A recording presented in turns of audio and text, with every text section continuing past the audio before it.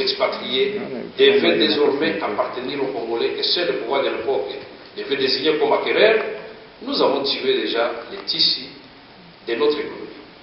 Mais quand on parle de la libération du Congo en 1997, le peuple congolais fête, mais un espoir vite interrompu, parce que très vite, le pouvoir qui arrive, on se rend compte qu'il s'est fait accompagner des Rwandais et des Soudanais. Ils se sont donnés à des exactions, des violations des droits de l'homme dans la ville de Kinshasa et qui ont placé le président de la République de l'époque devant un choix. Deux choix. Ou il continue avec ses alliés, Rwandais et Ougandais, ou il rompt avec ces derniers et il a le soutien du peuple. Le 27 juillet 1998, une décision va tomber de rompre la coopération avec les Rwandais et l'Ouganda. Mais le mal était déjà fait. Puisque le 2 août 1998, ces deux pays vont agresser la République démocratique du Congo.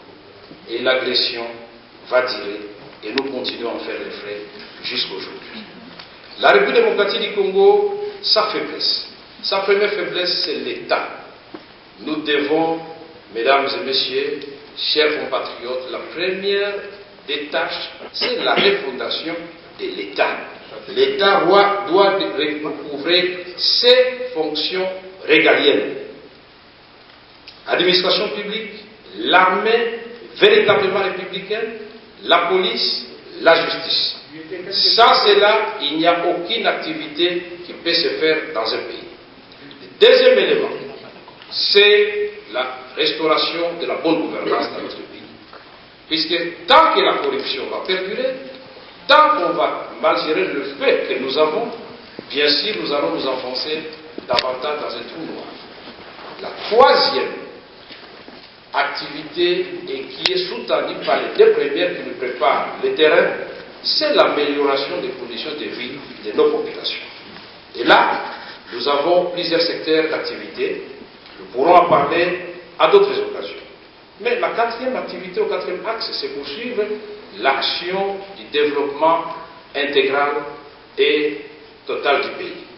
Mesdames et messieurs, nous disons, nous croyons que le Congo peut se relever.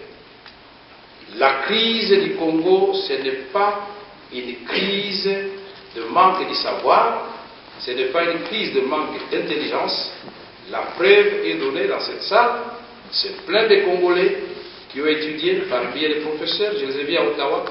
À l'Afrique du Sud, nous avons plus de 2000 médecins. Je suis convaincu qu'il y en a ici aussi.